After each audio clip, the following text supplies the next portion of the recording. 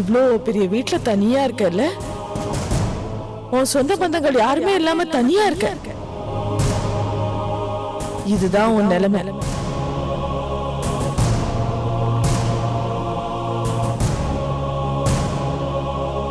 Excuse me.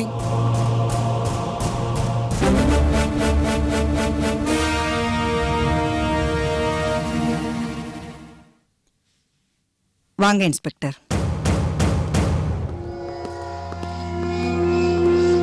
என்ன விஷயமா வந்திருக்கீங்க? நீங்க கொஞ்சம் ஸ்டேஷன் வரைக்கும் வரணும். எதுக்கு? ஒரு சின்ன என்கொயரி இருக்கு. என்ன என்கொயரி? சக்தி அப்பா அம்மா போன கார்ல பாம்பு வச்சவங்களை அரெஸ்ட் பண்ணிட்டோம்.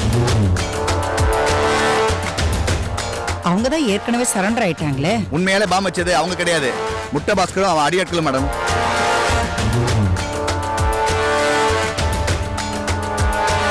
சரி, அதுக்காக என்ன எதுக்கு என்கொயரிக்கு கூப்பிடுறீங்க? அவங்க நீங்க சொல்லி தான் பாம்பு வச்சதா ஸ்டேட்மெண்ட் கொடுத்துருக்காங்க. அது விஷயமா தான் உங்களை விசாரிக்கணும். நல்லா இருக்கே கதை. ரோட்ல போறவன் வரவெல்லாம் எதையாவது சொல்லுவான், அதுக்காக என்ன என்கொயரிக்கு கூப்பிடுவீங்களா? எங்களுக்கு யார் சொல்றாங்கன்னு முக்கியம் இல்ல, என்ன சொல்றாங்கன்னு தான் முக்கியம். நான் வரமாட்டேன்னு சொன்னா அரெஸ்ட் பண்ணி கூட்டிட்டு போக வேண்டியது இருக்கும். சரி, நான் இப்பதான் ஊர்ல இருந்து வந்திருக்கேன், குளிச்சிட்டு வரேன், நீங்க போங்க. சாரி மேடம், அதுக்கெல்லாம் அனுமதிக்க முடியாது.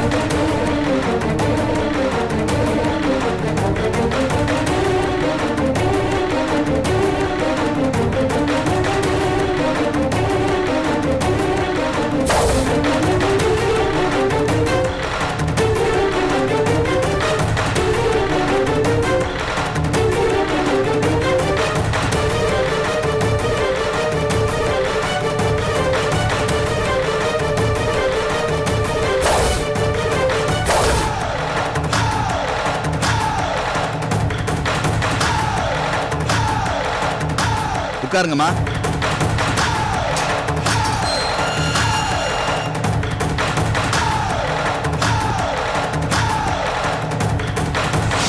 சொல்றா, கார்ல பாம்பு வைக்க சொன்னது யாரு? இந்த நாகவல்லி அம்மா தான் சார்.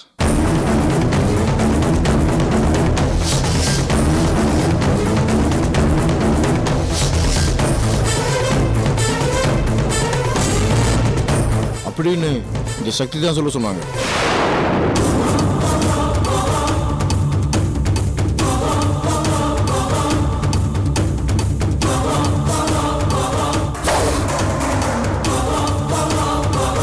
ஏய், என்னடா வளர்றீங்க?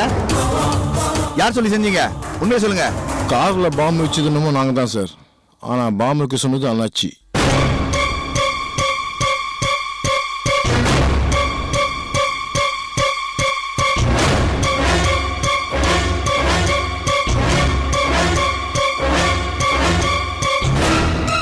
நீங்க எங்களை அரெஸ்ட் பண்றதுக்கு முதல் நாள் இந்த சக்தி எங்க கிட்ட வந்து போலீஸ் வந்து கேட்டா நாகவல்லி தான் பாம்பு வைக்க சொன்னாங்கன்னு சொல்ல சொன்னாங்க சார்.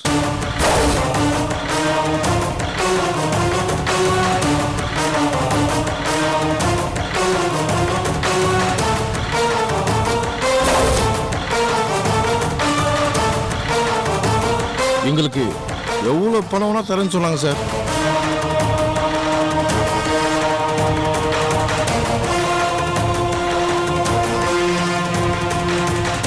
யோ இவங்க உள்ளது இல்லையா? சரிங்க சார், வாங்கடா. போங்க போங்க, உள்ள போங்க. சாரி மேடம், நீங்க போலாம்.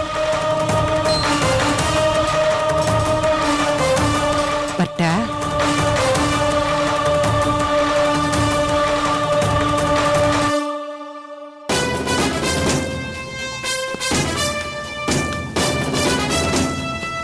மேடம் நீங்க நடந்தத நீங்களே கண்ணால பாத்தீங்க. இவனுங்க இப்படித்தான் மேடம் எப்பவுமே. எங்களுக்கு என்ன நடந்தது யார் சொல்லியிருப்பாங்கன்னு தெரியும் மேடம். இருந்தாலும் சாட்சி இல்லாம எதுவும் பண்ண முடியாது இல்லையா?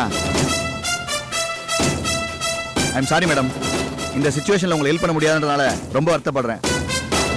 பரவாயில்ல சார், அப்ப நாங்க புறப்படும். சரிங்க மேடம்.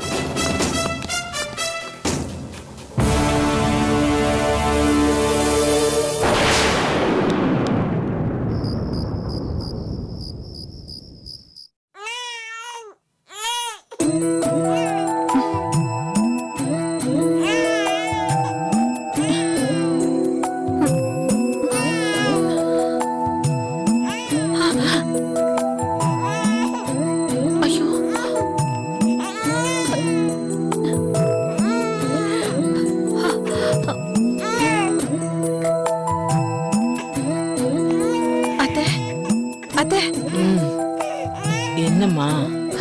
ரொம்ப நேரமா குழந்தை அழுதுட்டு இருக்கு. அவங்க அசந்து தூங்குறாங்கன்னு நினைக்கிறேன். போய் பார்க்கலாம். ஏய் நீ இரு, நான் போய் பார்த்துட்டு வரேன்.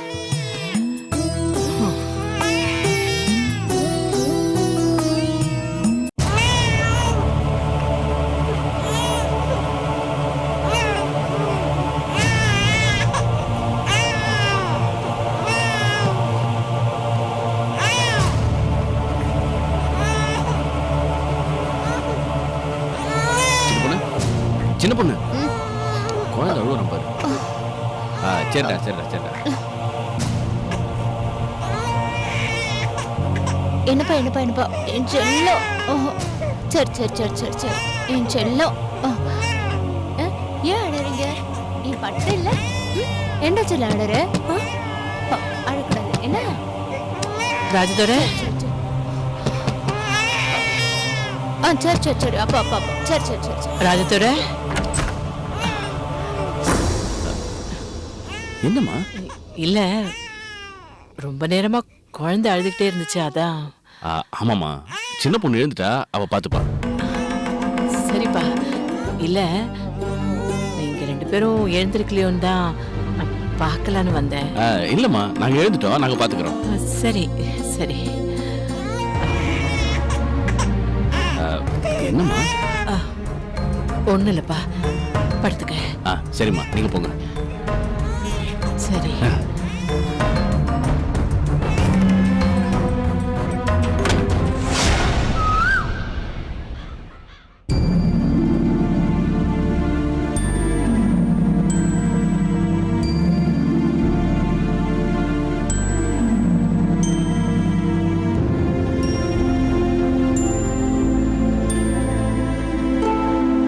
தாத்தா, ஏன் இப்படி ஒரு மாதிரி இருக்கீங்க? வேற என்னமா பண்றது? நீ எவ்வளவோ முயற்சி பண்ணி பார்த்துட்ட, ஆனா எதுவுமே பலன் தரலையம்மா. அப்படி இல்ல தாத்தா, நம்ம விஷயத்துல நாம பிடிவாதமா இருக்கோம், அதே மாதிரி அவங்க விஷயத்துல அவங்க பிடிவாதமா இருக்காங்க. நாம ஒரு விஷயத்த யோசிக்கல. என்னம்மா? தப்பே செய்யாம முட்டை பாஸ்கர் சொன்னானதும் போலீஸ்ல போய் சரண்டர் ஆன எடுபடிகளே யாரையும் காட்டி கொடுக்க மாட்டோம்னு உறுதியா இருக்காங்கன்னா, தப்பு செய்யறதே தொழிலா வச்சிட்டு இருக்க, அதுவும் அந்த கூட்டத்துக்கு தலைவனா இருக்கிற முட்டை பாஸ்கர் எப்படி நாகவல்லிய காட்டி தருவான்? அத நாம யோசிக்கல. முட்டை பாஸ்கர் சிக்கிட்டானதும் மொத்த பிரச்சனையும் முடிஞ்சிட்டா மாதிரி நாம சந்தோஷப்பட்டோம்.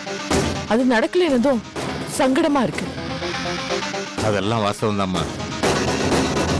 அதுவும் இந்த நாகவல்லி முன்னாடி நம்மளை அசிங்கப்படுத்திட்டாங்களே, அதாம்மா எனக்கு வேதனை இருக்கு. நீங்க அப்படி நினைச்சு வருத்தப்படுறீங்க. அதையே கொஞ்சம் மாத்தி யோசிச்சு பாருங்க, சங்கடமே இருக்காது. எப்படிமா? நம்மளை விட இளைச்சவன்கிட்ட மோதி ஜெயிக்கிறத விட நம்ம விட வலுத்துவன் கிட்ட மோதி தோத்தாலும் அதுல ஒரு இன்ட்ரெஸ்ட் இருக்கும். புரியலையே. இப்ப செஸ்ஸியே எடுத்துக்குங்க. அதுல நம்மளை விட திறமைசாலி கிட்ட போராடி தோத்தாலும் விளையாடுனதுல நம்ம மனசுக்கு ஒரு நிறைவு கிடைக்கும். ஆ, மறுபடியும் மறுபடியும் விளையாடி அவனை ஜெயிக்கணுங்கிற வைராகியம் ஏற்படும். அது மாதிரிதான் நாகவள்ளி கெட்டவதான் இருந்தாலும் அவ சைடுல ஆளுங்களை கரெக்டா வச்சிருக்கான். கரெக்டா காய நகர்த்துறான். அதை உடைக்கணும்னா நாம அவளை விட புத்திசாலித்தனமா செயல்படணும். எப்படிம்மா? அதான் எப்படி செய்யலாம், என்ன செய்யலாம்னு யோசிச்சுட்டு இருக்கேன். அது எப்படிக்கா கெட்டவங்களுக்கு கிடைக்கிற ஆதரவு அண்ணாச்சி மாதிரி நல்லவங்களுக்கு கிடைக்கவே மாட்டேங்குது? இல்ல இருக்காணி, கெட்டவங்க சீக்கிரமா மேல போயிடலாம். ஆனா ஒரு இடத்துல அடிபட்டு விழுந்தா அப்புறம் எழுந்துக்கவே முடியாது. ஆனா நல்லவ விழுந்தாலும் எழுந்தா அதுக்கப்புறம் அவனோட வளர்ச்சிய யாராலையும் தடுக்க முடியாது. அதே மாதிரிதான் அண்ணாச்சிக்கு இப்ப விழுந்திருக்கிறது சாதாரண அடிதான். அதுல இருந்து எப்படியும் அவரை எழுந்துக்க வைக்க முடியும்ன்ற நம்பிக்கை எனக்கு இருக்கு. ஆனா அந்த நாகவள்ளிக்கு விழப்போற அடி அதுதான் அவளுக்கு விழப்போற கடைசி அடியா இருக்கும். அதுக்கப்புறம் அதுல இருந்து அவளால எழுந்துக்க முடியாத அளவுக்கு இருக்கணும். அதுக்குதான் என்ன வழின்னு யோசிச்சுட்டு இருக்கேன். ஏமா, எத்தனையோ எதிர்பார்ப்புகளையும் ஏமாற்றங்களையும் பெரிய இழப்புகளையும் சந்திச்ச உன்னால எப்படிமா இவ்வளவு தைரியமா பேச முடியுது? தாத்தா, ஜெயிச்சே ஆகணும்னு முடிவு செஞ்சதுக்கு அப்புறம் இடையில எத்தனை தோல்விகள் வந்தாலும் சோர்ந்து போகாம போயிட்டே இருக்கணும். உளி படர்ந்து வலியா நினைச்சா சிலையாக்க முடியாது. கடைசி வரைக்கும் கல்லாதான் இருக்கணும். நான் சிலையாக மாற ஆசைப்படுறவன். இந்த வலியெல்லாம் பொருட்படுத்தினா அது நடக்காது தாத்தா.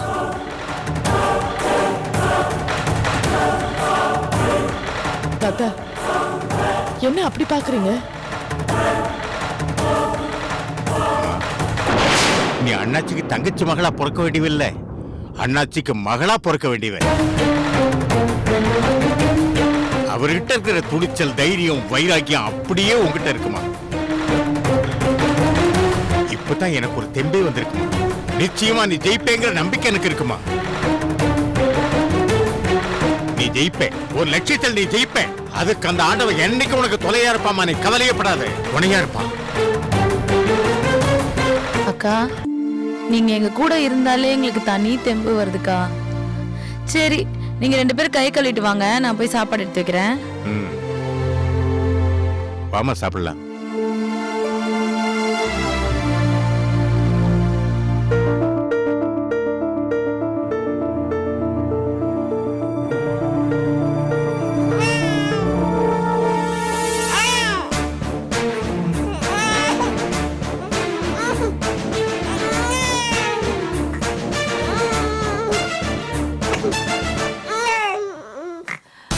சின்ன பொண்ணு,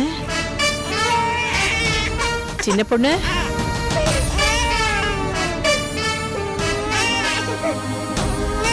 சின்ன பொண்ணு,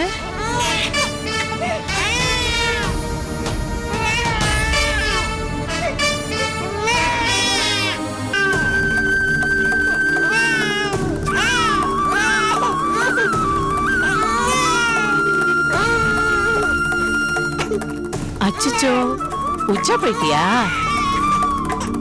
சரி சரி சரி சரி, அழக்கூடாது அழக்கூடாது அழக்கூடாது. வாண்ட ராஜா, வாண்ட வாண்ட, அழக்கூடாது. உச்சா போயிட்டீங்களா? சரி, பரவாயில்ல பரவாயில்ல. இப்போ பாட்டி ட்ரெஸ்ஸை மாத்தி விட்டுறேன். மாத்திடலாம் என்ன? உனி ஒண்ணு இல்லப்பா, ஒண்ணு இல்லப்பா, இதோ மாத்திடலாம்ப்பா, ஒண்ணும் இல்ல. அழகடா ராஜா, வேண்டாம், ஒண்ணும் இல்லை தங்கம். சரி சரி சரி சரி. அவங்க குழந்தை அடையாளம் கண்டுபிடிச்சிருவாங்களோ? இப்ப என்ன பண்றது? செல்ல குட்டி, குழந்தைய தனியா விட்டு இந்த சின்ன பொண்ணு எங்க போயிட்டா? வாணண்டா வாணண்டா, வாண செல்லம். இதோ ஆயிடுச்சு ஆயிடுச்சு ஆயிடுச்சு. அழக்கூடாது. வாண்ட ராஜா போட்டலாம் அம்மா. என்னமாச்சு? அது குழந்தை உச்சா போயிட்டான். யாரும் காணும் இங்க, சின்ன பொண்ணும் இல்ல. நான் துணி மாத்துறேன். நல்ல வேலை இவங்களுக்கு குழந்தை அடையாளம் தெரியல. ஆமா, சின்ன பொண்ணு இங்க தானே இருந்தா.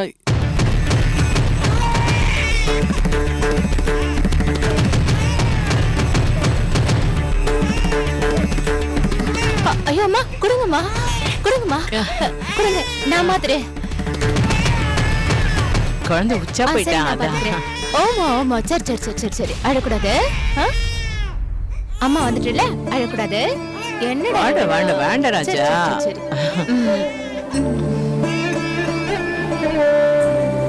தம்பி, தேன்மொழி வந்ததுல இருந்து குழந்தைய பார்க்கலன்னு வருத்தப்படுறா. புரியுதுமா, எங்களுக்கும் குழந்தைய காட்டக்கூடாதுன்ற எண்ணம்லாம் இல்ல. எதுக்குன்னா தேன்மொழி எந்த குழந்தைய பார்த்தாலும் தன்னோட குழந்தைன்னு சொல்லி ரகலை பண்ணுவாங்க. அதே மாதிரி எங்க குழந்தையும் பார்த்து ரகலை பண்ணிட்டாங்கன்னா அதனாலதாம்மா, வேற ஒண்ணும் இல்ல. நீ சொல்றதும் சரி, அம்மா சரிதான்ப்பா. வந்துட்டுல, சரி. அழக்கூடாது. பால் கொடுமா, பாத்துக்கங்க. அப்புறமா வரேன். பசிக்குதா? அம்மா வந்துட்டுல. சரிடா சரிடா, என்னடா அழகுடா, இருடா சொல்லும், பசிக்குதா?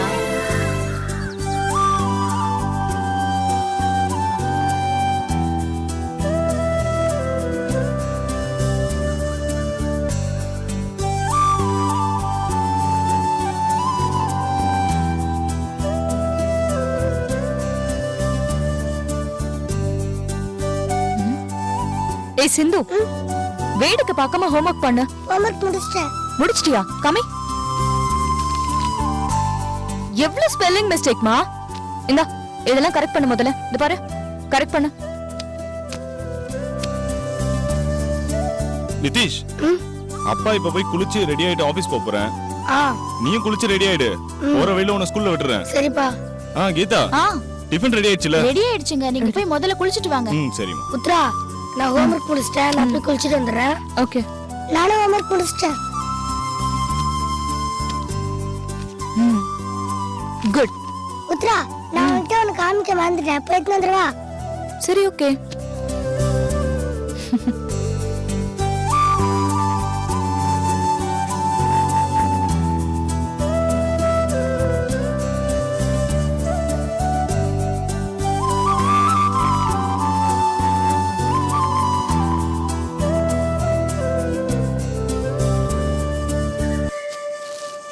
உத்ரா, இத பாரு. என்னது இது? பாரு.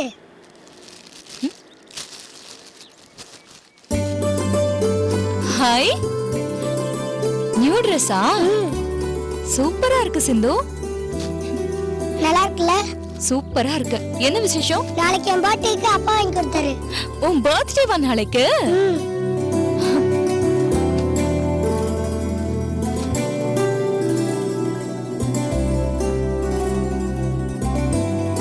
நாளைக்கா? ஆமா. நாளைக்கு என்ன டேட்? 15th இல்ல? ஆமா உத்ரா, எதுக்கு நீ கேக்குற? இல்ல, எனக்கு கூட நாளைக்கு தான் பர்த்டே. அது கூட நான் மறந்துட்டேன். நீ சொன்னதுக்கு அப்புறம் தான் எனக்கு ஞாபகத்துக்கே வருது. அப்போ நம்ம ரெண்டு பேரும் ஒரே நாள்ல பிறந்தோமா? ஒரே நாள்ல, ஆனா வேற வேற வருஷத்துல. அப்போ உங்க வீட்ல இதே மாதிரி புது ட்ரெஸ்லாம் வாங்கி தருவாங்களா? வாங்கி தருவாங்களே. இந்தா, நான் தான் என் வீட்டு கடைக்குட்டி. என் அப்பா ஒரு Dress, என் அம்மா ஒரு Dress, எங்க அண்ணனுங்க நிறைய Dress, gift எல்லாமே வாங்கி தருவாங்க. அதெல்லாம் நான் உன்ன மாதிரி நீ இருக்கிறப்ப. வளர்ந்ததுக்கு அப்புறம் இதெல்லாம் ஒண்ணு செய்யலையா? செஞ்சாங்க. நான் காலேஜ் முடிச்சப்ப கூட என் பர்த்டேவை கிராண்டா தான் செலிப்ரேட் பண்ணாங்க. எப்படி செலிப்ரேட் பண்ணுவாங்க? காலையில எங்க ஃபேமிலியோட கோயிலுக்கு போவோம். என் பேர்ல அர்ச்சனை பண்ணுவாங்க. எனக்கு பிடிச்சதெல்லாம் சமைச்சு வச்சிருப்பாங்க. அப்புறம் என்ன பண்ணுவாங்க? அப்புறம் போட்டி போட்டுக்கிட்டு gift எல்லாம் வாங்கி கொடுப்பாங்க. அப்படியா? இதுல என்னன்னா நான் வாங்கி கொடுத்த ட்ரெஸ் தான் முதல்ல போட்டுக்கணும், நான் வாங்கி கொடுத்த ட்ரெஸ் தான் முதல்ல போட்டுக்கணும்னு எல்லாருமே கம்பல் பண்ணுவாங்க. ஆமா, நீ யார் எடுத்து கொடுத்த ட்ரெஸ் முதல்ல போட்டுப்ப? என் அப்பா வாங்கி கொடுத்த ட்ரெஸ் தான் முதல்ல போடுவேன். ஏன்? எனக்கு எங்க அப்பா தான் ஃபர்ஸ்ட், மத்தவங்க எல்லாருமே அப்புறம்தான்.